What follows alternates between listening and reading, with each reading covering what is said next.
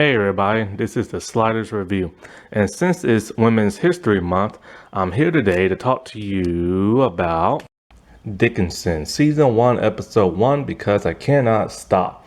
So I used to talk about Dickinson Season 3 back in the day, but like I shut off or canceled my Apple Plus, so I was unable to really like watch the rest of the third season and like talk about it, but I got it back and have to hurry up and watch it now. And so I watched the first couple of episodes. I always wanted to talk about this series more and from the beginning and stuff. This isn't a rundown review, just a review of like, the first episode. And, this show deals with Emily Dickinson, one of the most famous poets of all time. She was famous while she was alive, but she was even more famous within death. They said like on her final days, she just locked herself in her house, would not come out, always wore white and, stuff like that. And the possibility that she was in love not only with death, because she constantly wrote about death, but also in love with her best friend, Sue Gilbert, who was married to her brother Austin. But it's never really been confirmed if she was in love with Sue, but she constantly wrote about her. This series is extremely good. It's a little odd at times because it has a modern day contemporary feel at times to it. Like the music they play is modern day music. Everything from like pop to rock to like rap and stuff like that. They constantly use slang, like modern day slang in this show, which makes no sense because it's set back in the olden times during the times of the Civil War. And so, like, it's just weird always hearing, like, it's a comedy drama series. And it's weird hearing, like, slang. I remember Young Hercules did that crap and it always annoyed me and stuff. It just takes me out every time they do it. Now, they do show the representation of death. And I was surprised to see it was Khalifa. And I don't know why. It's just weird. Like, it's cool and interesting at times, but the problem is he can't act.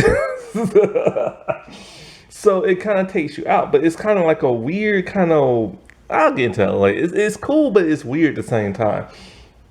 So basically, this just deals with Emily Dickinson waking up at like 4 in the morning because she can't sleep and she wants to write. She's constantly writing, and she will write on any type of scrap piece of paper she can find. Her pencil is so short, it's to the nub, and she's constantly just writing. She's played by Haley Steinfeld. Haley does a really awesome job of this.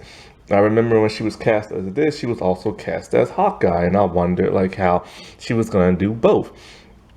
Well, because she's tied to the MCU, Hawkeye hasn't had a second season, but she's supposed to appear in movies, and sadly, Dickinson got canceled. Why? Don't know. It's never been explained, and it's not on DVD. But the person who created the show said she begged Apple Plus for a physical copy of the show, because she knew that at some point they could always delete this from their servers and stuff. And so she is the only person with a physical copy of this show. It is still on Apple Plus till this day. And so this show has a very unique way of like, it titles every episode after one of her famous poems and stuff.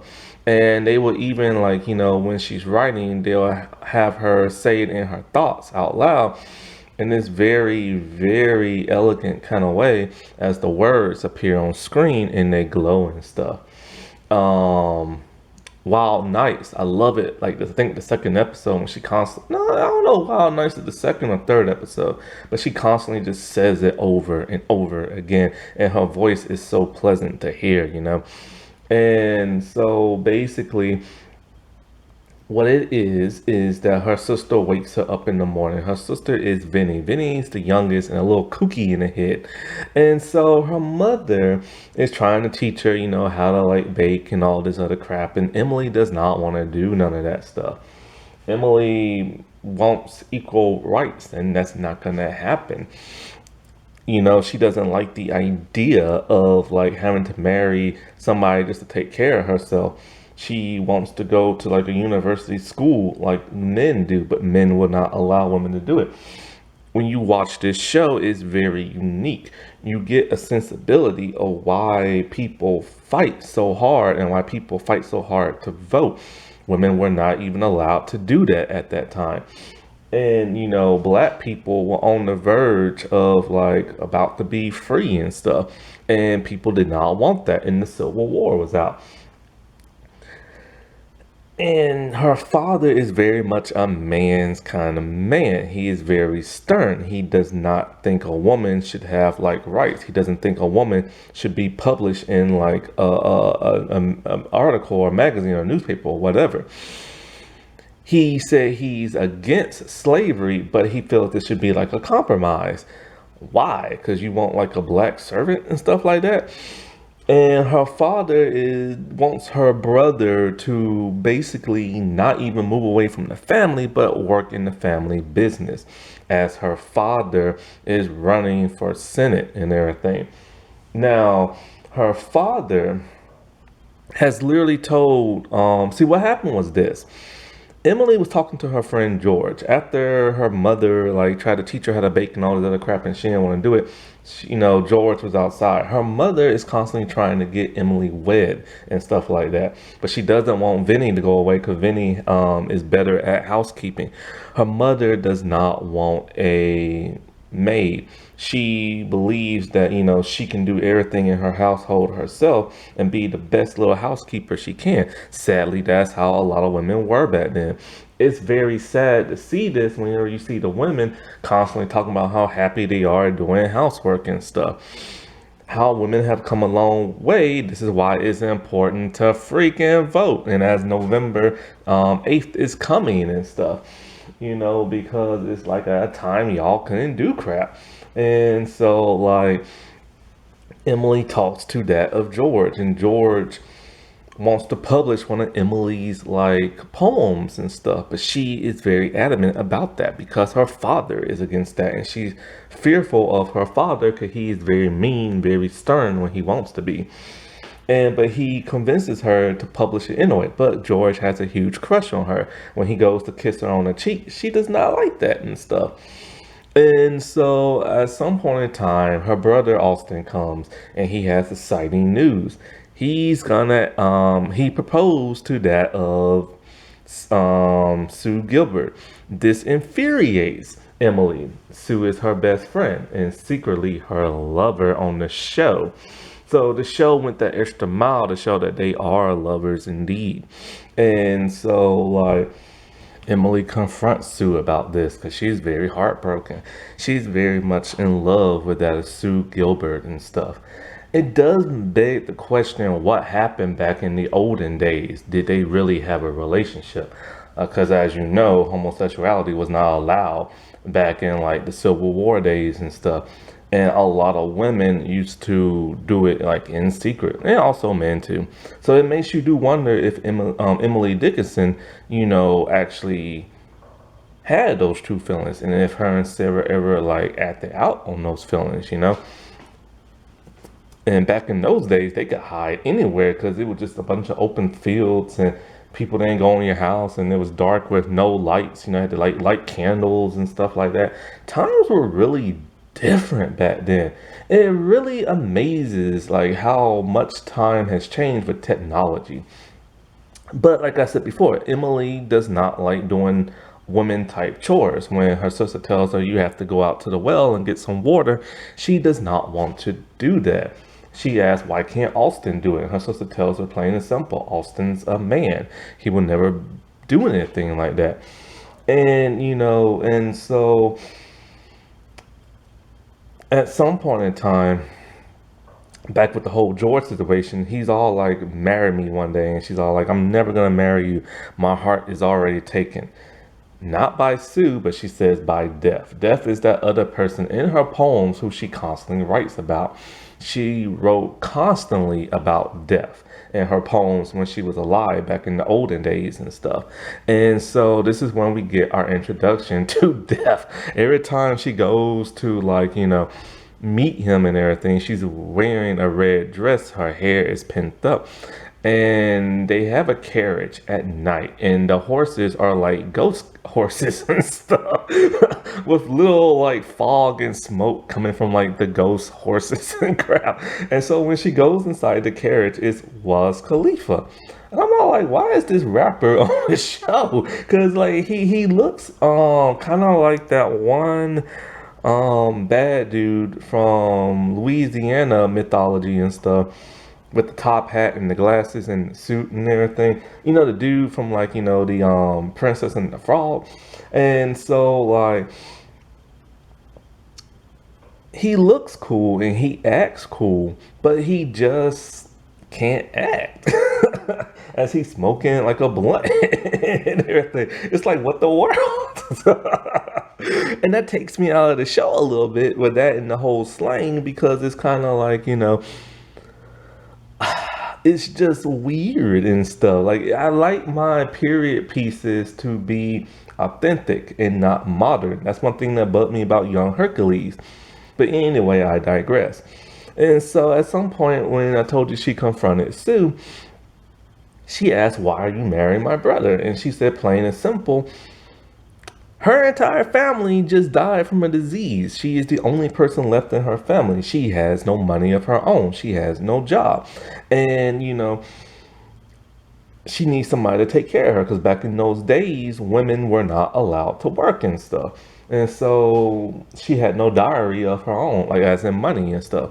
And so, like, when Austin's all like, oh, I'll buy you the wedding dress of your dreams and this and that, she's like, no, I don't want to do that. I want to make my own money. There's a governess position somewhere in Boston or something like that. And she'll go there and make some money of her own, but he doesn't want her to do that. So when it's like the family dinner, and boy, I'm telling you this right here, right now, when they do like dinners back in those days, they always have like a feast and everything. They wasted so much food. But I tell you this, their houses are gorgeous inside. The wallpapers and stuff. You don't see houses like that. Everything's more modern now. So when the father's there, like I said before, he's being stern, and he tells Austin, you are not allowed to move to Detroit, Michigan. You're staying here, and we're going to build a house for you next door. It's going to be like this Italian villa type place, and you're going to work in the family business, and you will not leave us, period. So Austin is weighing his decisions. Also, Emily has a hand in persuading Sue to stay instead of going to Detroit and stuff. And so Emily spills the beans about her being published. Her dad is furious. He is on fire. He is shouting. He is yelling. Everybody leaves the table except for her as she has her head down. He said he will not allow for her to embarrass this family by having a woman having her poem published in a respectable newspaper and stuff. He said it's just not right, because those days are so much different. It is insane how different those times were. And her father, whoo boy, you can feel the smoke and the flames coming from that man's ears and stuff. And so like Emily just like has her head down, feeling like shamed and like, and she's very angry now at her father and doesn't really want nothing to do with him no more. And then when she talks to her mom's all like, look what you have done. You have angered him and blah, blah, blah, blah, blah, and stuff like that. And her father talks about how like his father squandered the family fortune, and he's worked extremely hard to rebuild that of the Dickinson name and everything. His family owns so many buildings there. That's one of the reasons why he's running for Senate. And I think he wins and stuff in real life also. And so like this is an obstacle for her. And so she tells him plain and simple, look, man, it's already been printed and stuff like that. Ain't nothing she can do. And so like I think at one point she messes around with Sue, if you know what I mean. And so like then there's a point in time when she's going to sleep at night and her father comes in and he's crying and he tells her, I just want you to be taken care of. Like he's having a very emotional like grieving moment to her. Like one reason why he doesn't want her to succeed in life and be this and be that is because he wants to keep her under his thumb. He does not, because she's the smartest out of all his kids and stuff, even though she never went to college and stuff like Austin and stuff. And he just tells her, he just doesn't want her taken advantage of. He wants her like here, and he misses her and he loves her. And so, like, this makes her mother very jealous at some point because her mother feels like he loves his daughter more than he loves her, and and stuff like that. And because Emily is more eloquent and she knows bigger words and her mother does not and stuff like that. Well, as her father falls asleep on her bed, this gives her inspiration to write once again.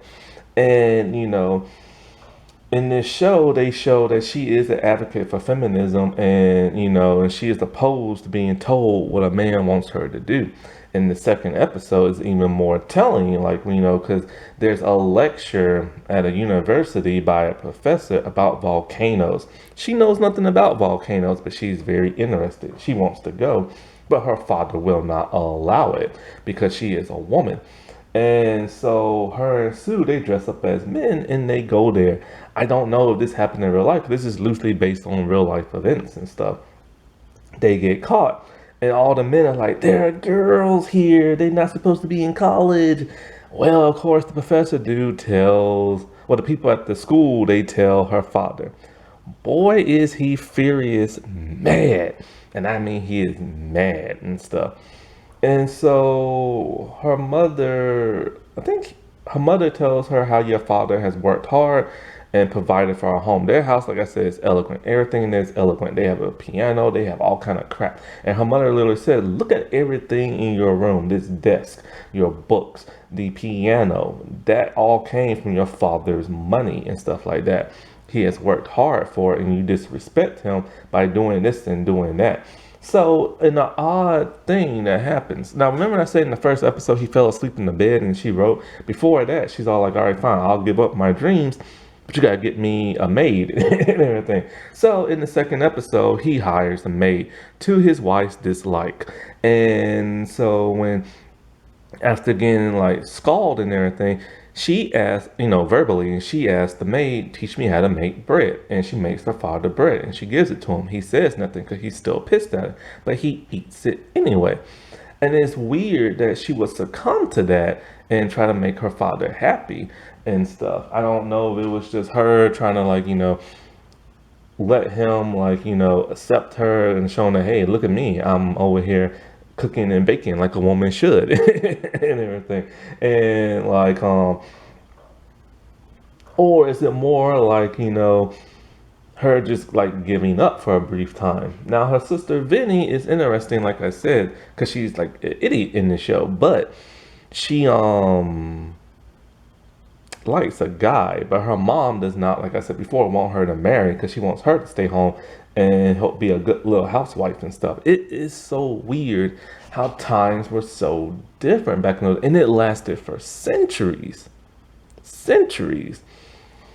And if a woman were to have a job, it had to be something within the realm of being a maid or being like a person who sews or a person who teaches little kids in a man's house and stuff. It's so weird.